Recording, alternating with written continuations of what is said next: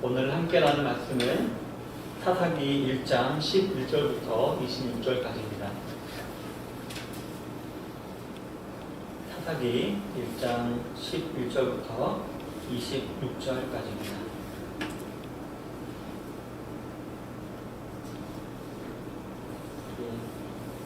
한 절씩 교독하도록 하겠습니다. 제가 먼저 읽겠습니다. 거기서 나아가서 드빌의 주민들을 쳤으니 드빌의 본 이름은 기앗세벨이라.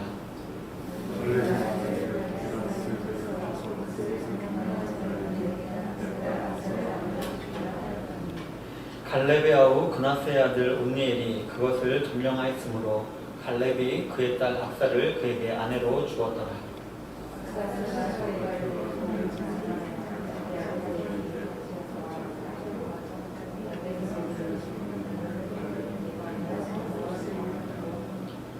이르되 내게 복을 주소서. 아버지께서 나를 남방으로 보내시니 샘물도 내게 주소서 하며 갈렙이 윗샘과 아랫샘을 그에게 주었더라.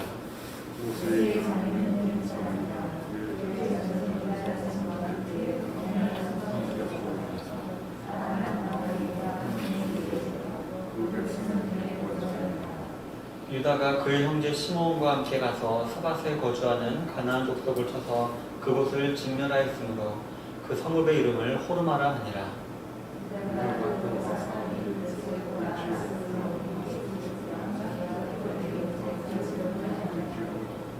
여호와께서 유다와 함께 계셨으므로 그가 산지 주민을 쫓아내었으나 골짜기의 주민들은 철병거가 있으므로 그들을 쫓아내지 못하였으며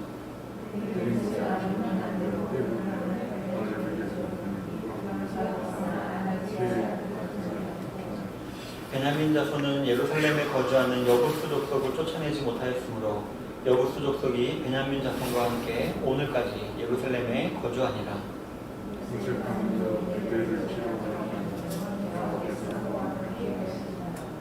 요셉 가문이 베델을 정탐하게 하였는데 그 성읍의 본 이름은 루스라.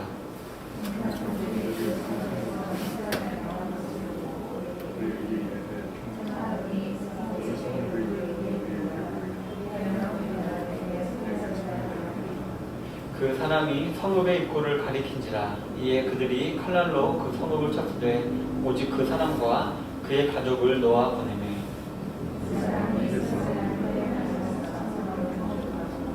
그곳의 이름을 루스라 했더니 오늘까지 그곳의 이름이 된다. 아멘. 오늘은 본문을 중심으로 해서 불완전한 불순종이라는 제목으로 하나님 말씀을 나누기를 원합니다.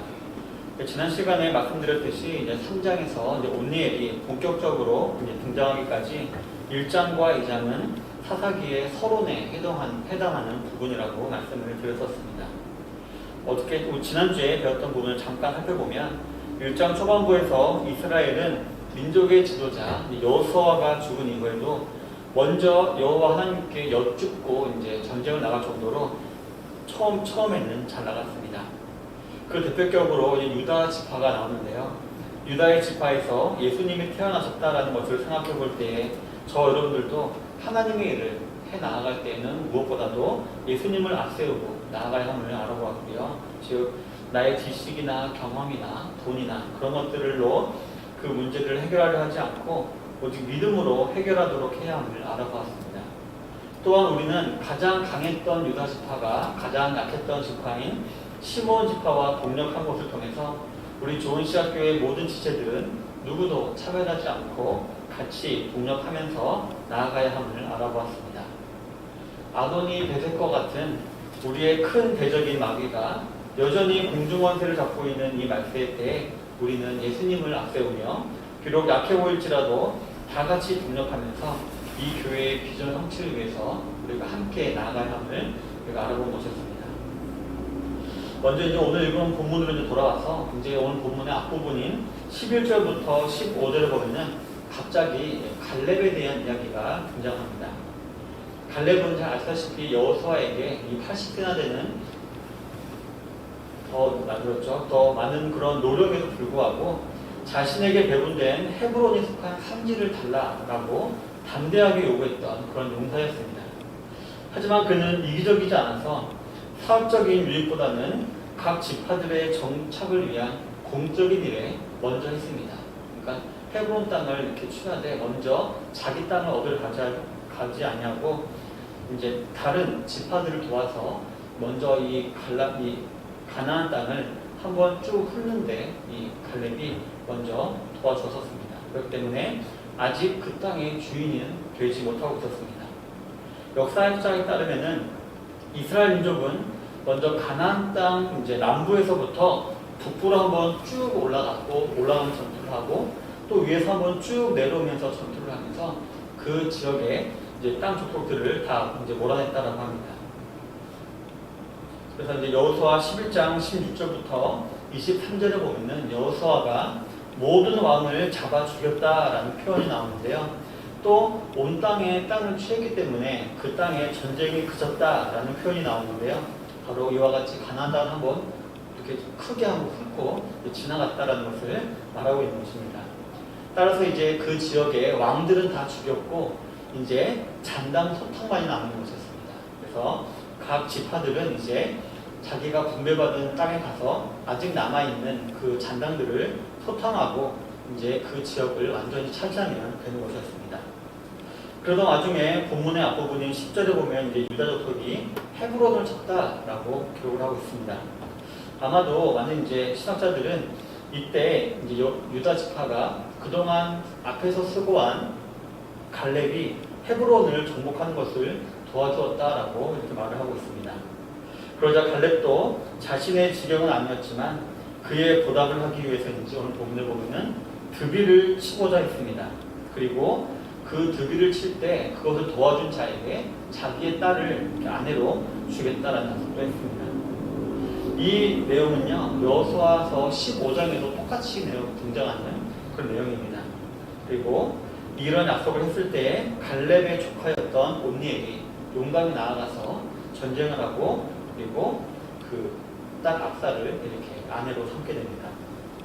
성도 여러분, 왜 갈렙과 이 온니엘의 얘기가 분명히 여호수아서 15장에 기록되어 있는데 오늘 사사기 1장에 이렇게 반복적으로 나오는 것일까요?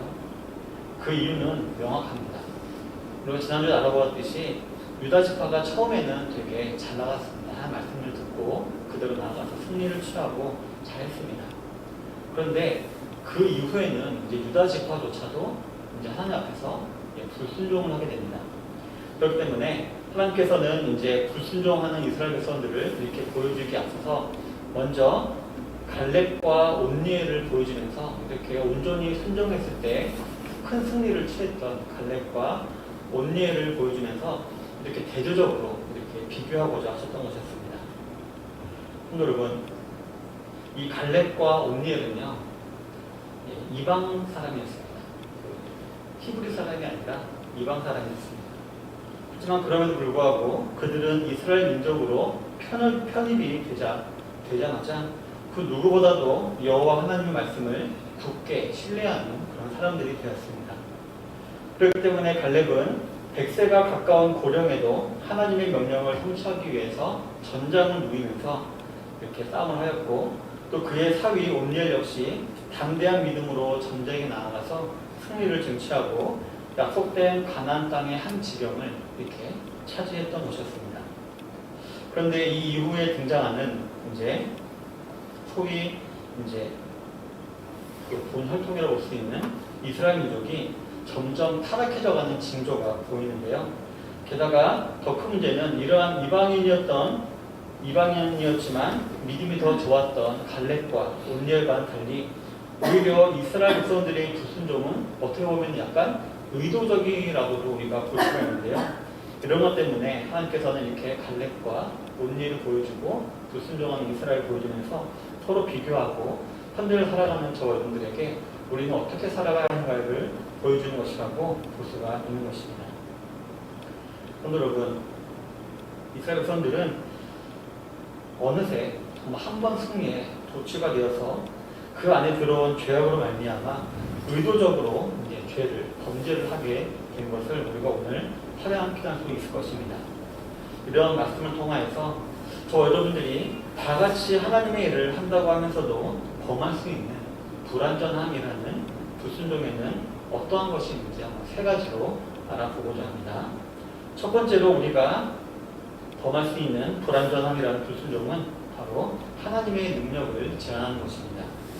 본문 17절부터 19절을 보면 유다가 그의 형제 시므온과 함께 가서 스밧에 거주하는 가나안 족속을 쳐서 그곳을 진멸하였으므로 그 성읍 이름을 호르마라 하니라. 유다가 또 가사와 그 지역과 또 아스글론 및 그 지역과 에브론 및 그 지역을 점령하였고 여호와께서 유다와 함께 계셨으므로 그가 산지 주민을 쫓아내었으나 골짜기의 주민들은 철병거가 있으므로 그들을 쫓아내지 못하였으며 라고 기록을 하고 있습니다. 오늘 본문은 유다 지파, 유다 족속에 관한 내용입니다. 지난 시간에도 알아보았듯이 유다 지파는 시므온 지파와 함께 자기 지령에 그런 정복에 나섰고 가장 먼저 스밧이라는 곳을 진멸합니다. 유다 족속은 처음에는 정말 하나님 명령대로 죄악의 진상지였던 이 스밧을 쳐서 그곳을 완전하게 진멸시켜버린 다음에 이름을 호르마로 바꿔버렸습니다. 호르마라는 뜻은 멸망되었다 그런 의미를 가지고 있습니다. 그런데 유다가 하나님 말씀에 온전히 순종한 것은 바로 딱 여기까지였습니다. 그들은 이제 조금씩 하나님 말씀을 거역하기 시작했던 것이었습니다. 그 사실은 이어서 나오는데요. 이어지는 부분에 보면 이제 우리가 앞으로 자주자주 보게 될 지명이 나옵니다. 바로 가사와 아스글론과 에그론이라는 지명인데요.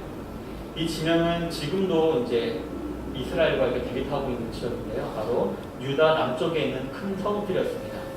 이 큰 성읍이라는 것은 그 성읍 크기가 컸다라는 의미도 있지만 이 성읍의 죄악도 컸다라는 의미를 가지고 있습니다. 그래서 이 세 지역은 나중에 장차 블레셋이라는 이 나라로 이렇게 발전되었고요.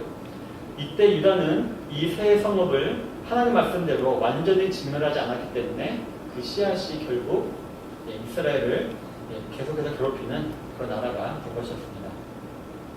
오늘 본문에 보면 유다 지파는 이 앞에 나왔던 이런 스밧처럼 완전히 이 세 지역을 진멸시켜야 했습니다.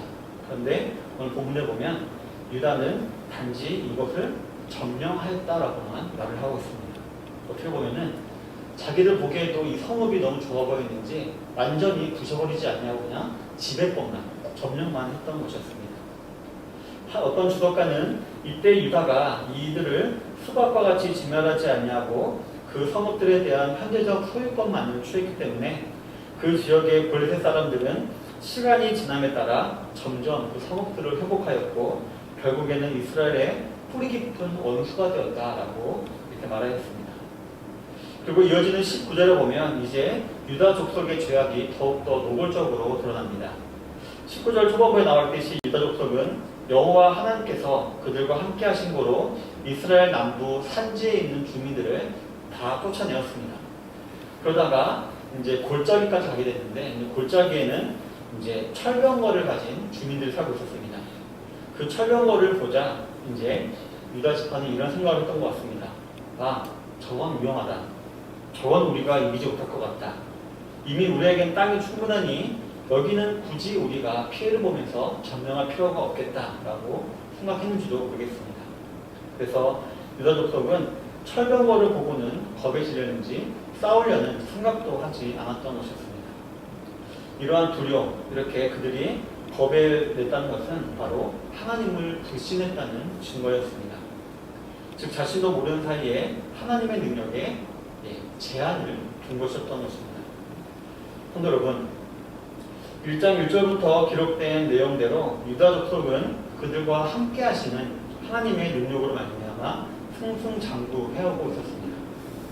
절대로 그들의 숫자의 많음이나 능숙한 전쟁의 전술 혹은 놀라운 무기로 승리한 것이 아니라 하나님이 함께 하셨기 때문에 모든 이스라엘 백성들은 지금까지 승리를 하고 있었던 것이었습니다.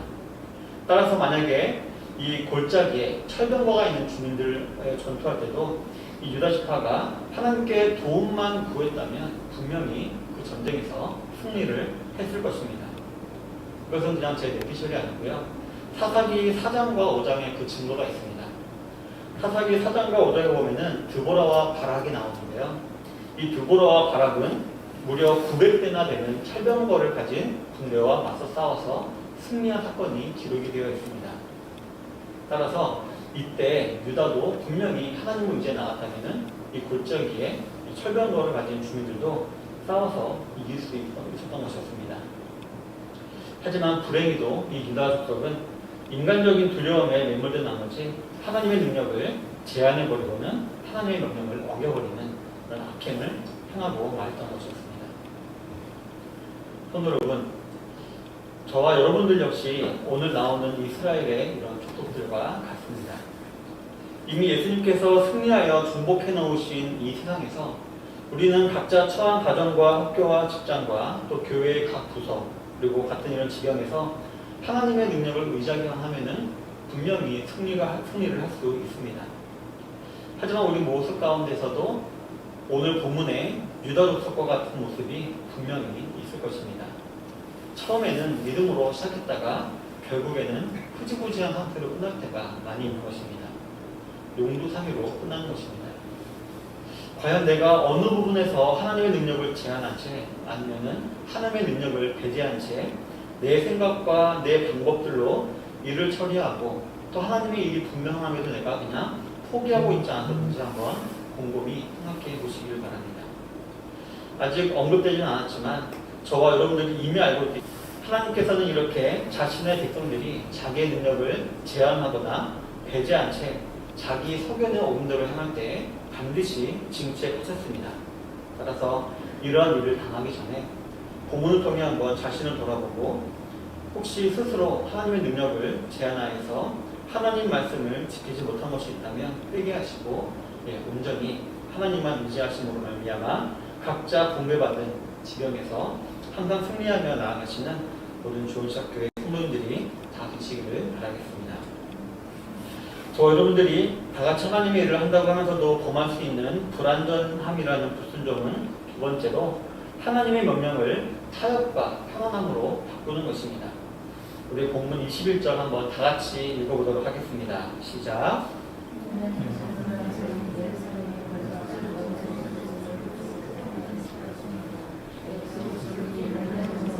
이렇게 오늘까지 예루살렘이 거주하니라. 아멘. 부족하긴 했지만 유다 족속은 분명히 다른 족속에게 분명히 좋은 모범도 이제 보인 부분이 있을 것입니다. 그리고 그들에게 아마 큰 유익도 주었을 것입니다. 하지만 신기하게도 다른 족속들은 이제 전쟁을 하기에 앞서서 유다 족속이 보여준 좋은 모범을 따르기보다는 나쁜 모범에 더 쉽게 동화가 되었던 것 같습니다.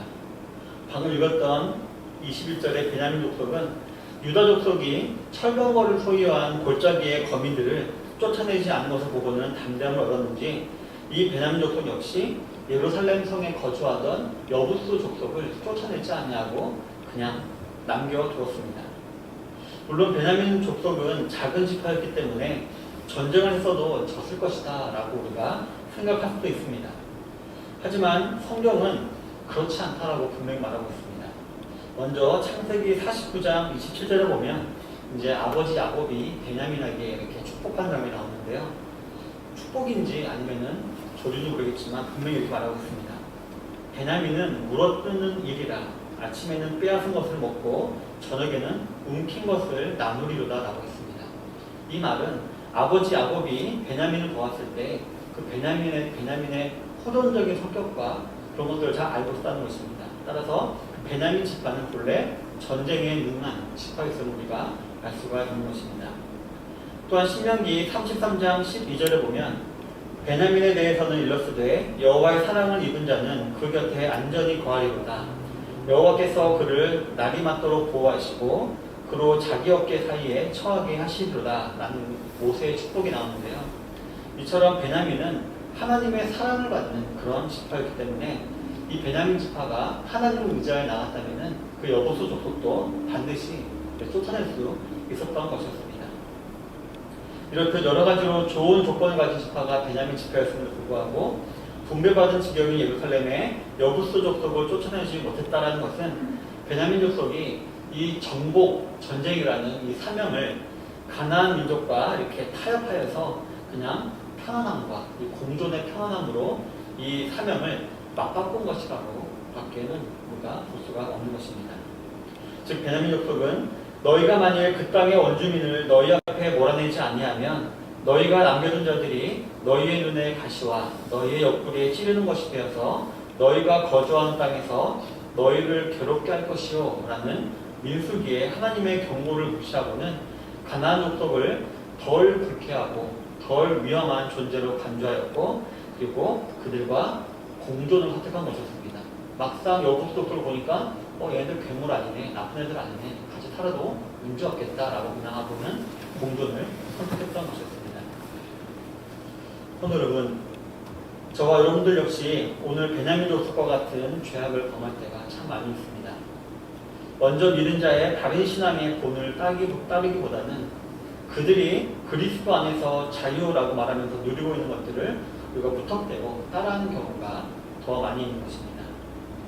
예를 들면은 우리가 주일학교 친구들한테 우리가 교육을 할 때 기도할 때는 손 모으고 눈 감고 이렇게 무릎 꿇고 기도하는 거를 가르치지만 근데 교사들이 보통 기도할 때는 이렇게 손을 이렇게 내려놓고 그냥 이렇게 하고 기도할 때가 많지 않습니까? 근데 애들이 그런 거를 금방 따라하지 않습니까? 마찬가지로 우리가 신앙생활을 할 때에도 분명히 먼저 믿은 자의 그 다른 신앙의 본보기가 분명히 있습니다. 근데 그런 것을 따르기보다는 그들이 그리스도인의 자유라고 이렇게 말하면서 누리고 있는 여러 가지 자유로운 것들, 그런 것들을 우리가 먼저 따라할 때가 더 많이 있는 것입니다. 우리가 먼저 반드시 밟아보아야 될 신앙의 ABC가 있음에도 불구하고 그런 것들은 무시한 채 세상과의 무분별한 타협과 공존으로 신앙생활 가운데 단순히 편안함을 추구하는 경우가 참 많이 있는 것입니다. 그래서 그리스도와 함께 영광을 누리고자 하지만 그리스도와 함께 고난을 받기는 꺼려하는 자들이 참 많이 있는 것입니다. 성도 여러분, 한번 곰곰이 생각해 보시길 바랍니다. 청년이 무엇으로 그의 행실을 깨끗하게 하리이까 주의 말씀만 지킬 따름이니이다 라는 이 시편의 말씀처럼 성령님이 거하시는 전인 내 몸을 거룩하게 여겨서 말씀으로 바꾸고 보존하려고 노력하고 계신가 한번 생각해 보시기 바랍니다. 아니면 오늘 베냐민 족속과 같이 그리스도인의 자유라는 명목하에 즉 천국과 지옥을 가르는 원죄가 아니라 단지 삶과 관련된 죄라는 이유에 감명을 얻어서 무분별하게 세상과 타협하여 세상 것으로 자신의 몸을 더럽히고 있는지 아닌지 또 영적인 전투가 치열한 이때에도 그저 평안함만을 추구하고 있지 않은지 한번 돌아보시길 바랍니다. 성도 여러분, 사사기 19장부터 21장에 보면요, 정말 읽기 불편한 정말 이 베냐민 지파의 정말 타락한 대로 타락한 모습이 기록된 것을 우리가 볼 수가 있는데요. 이것을 볼 때 이 지금 1장에 나오는 베냐민이 여부스와 이렇게 같이 공존하는 걸 선택한 것이 결과적으로 얼마만큼 타락했는지를 우리가 볼 수가 있는 것이라고 볼 수 있습니다. 즉 현재의 적당한 타협과 편안함의 추구가 아무것도 아닌 것 같지만 당장 하늘에서 불신팔 떨어지지 않기 때문에 괜찮은 것처럼 여러분들지 모르지만 결국에는 실로 더럽고 추악한 죄로 발전할 수가 있게 된다는 것입니다.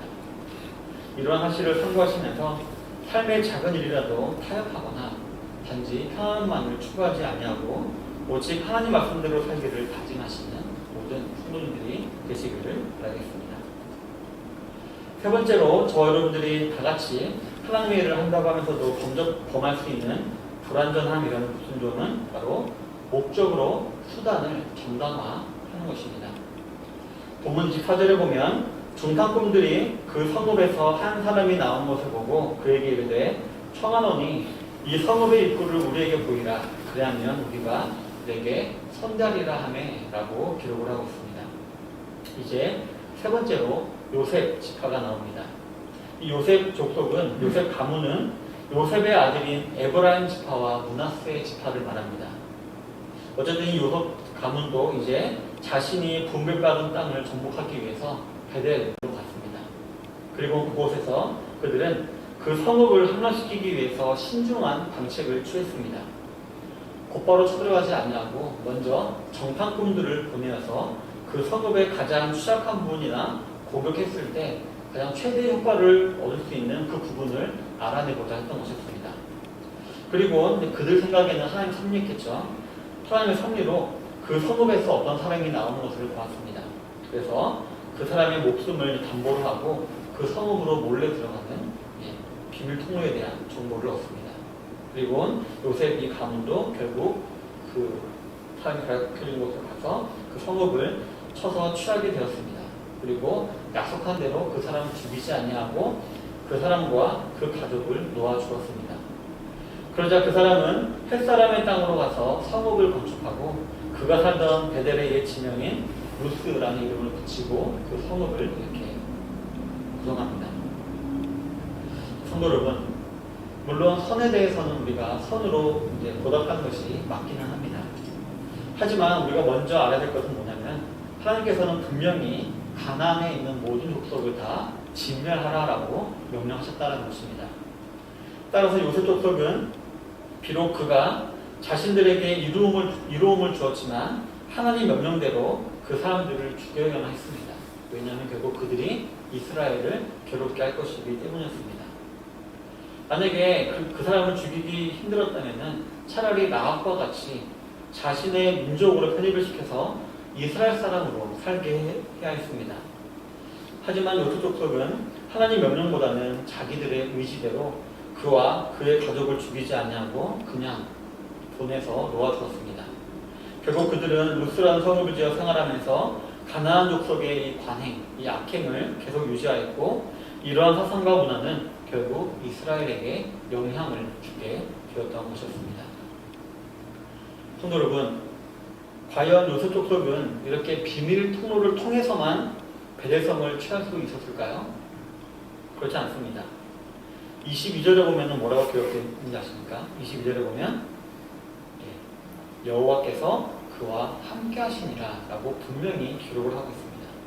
따라서 이들이 파수꾼을 보내고 정탐을 하고 기습을 하지 않아도 그냥 정복법으로 나아가도 분명히 승리를 하고 그 성읍을 취할 수 있었던 것입니다. 하지만 그들은 그렇지 아니하고 자기들의 지혜대로 그 성읍을 정복하기로 선택을 했습니다. 그래서 정탐을 하고 그 성읍의 사람과 거래하여서 취약한 것을 알아내고 그것을 통해서 진격해서 승리를 얻어낸 것이었습니다. 단지 승리라는 목적만 생각했기 때문에 하나님의 뜻과 영광이라는 수단은 무시해버린 채 그저 자신들의 지혜와 너그러움을 드러내는 수단을 선택한 것이었습니다. 일단 그들도 이제 승리는 했기 때문에 하나님의 뜻을 이룬 것 같았습니다. 하지만 사무엘이 이 사사기를 기록할 그 당시까지 이 루스라는 성이 존재했다라는 것은 이 성읍이 그때까지 가나안의 악한 종교와 사상과 문화를 전파하면서 하나님의 영광을 가리는 데 쓰임을 받았다라는 것을 나타내는 것입니다. 따라서 결국 요셉이 행한 전복전쟁은 무의미한 것이 되어버리고 만 것이었습니다. 제가 지난주에 말씀드렸듯이 하나님께서 이스라엘 족속들에게 이스라엘 민족에게 가나안 땅을 정복하라는 것은 그냥 하나님께서 약속한 땅이니까 정복하라고 한 것이 아니라 가나안에 사는 사람들의 죄가 관영 가득했기 때문이었습니다. 그래서 그 사람들을 공야님께서 심판하셔야만 했는데 그 심판의 도구로 이스라엘 민족을 사용하신 것이었습니다. 따라서 이 이스라엘 민족은 반드시 다 전멸시켜야 했는데 요셉은 자신의 너그러움을 드러내기 위해서 한 사람과 그 가족을 살려주었고 그 가족은 그 가나안의 악한 악행과 그 종교 간섭이 그대로 유지되도록 방치한 것이 되었기 때문에 결국 그들의 전복전쟁은 무의미한 것이 되어버렸던 것이었습니다. 성도 여러분, 하나님의 뜻과 영광을 목적으로 한다면 그 수단도 반드시 하나님의 뜻대로 되어야만 합니다. 이 사실을 꼭 기억하시면서 항상 무엇을 하든지 목적으로 수단을 정당화하지 마시고 목적과 수단을 동일하게 하나님의 영광과 뜻으로 맞추시는 저와 여러분들이 되시기를 바라겠습니다. 우리 사랑하는 성도 여러분, 오늘 알아본 세 가지는 그들이 잘못을 범할 당시에는 그 잘못으로 인한 결과가 어떠한지 그 결과가 두드러지게 나타나지 않았던 그때였습니다. 하지만 시간이 지남에 따라 결국엔 이러한 그들의 불순종이 이스라엘 백성들을 타락시키는 요긴한 도구로 쓰임을 받게 되었고 결국 하나님의 징계를 맞게 하는 도구가 되어버리고 말았습니다. 이 사실을 잘 기억하셔서 하나님께서 미워하시는 불완전함이라는 불순종, 즉 영원하신 하나님과 하나님의 능력을 우리 축복만한 사람의 머리로 제한하는 우리를 범하지 않게 되시기를 바랍니다. 또한 하나님의 지고하시고 준엄하신 명령을 더러운 세상과 타협을 하며 단지 평안만을 추구하지 마시기를 바랍니다. 마지막으로 올바른 목적이라고 해서 다르지 않은 수단을 정당화시키는 일이 없으시길 바랍니다. 그래서 결국에는 시종이 유일하게 하나님의 영광을 위하여서 살게 되어지는, 즉 저와 여러분들이 속한 이 좋은 시작 교회를 향해 하나님께서 주신 비전 성취를 위해서 크게 쓰임받는 하나님의 일꾼들이 되시는 모든 성도님들이 다 되시기를 주님의 이름으로 축원합니다. 아멘.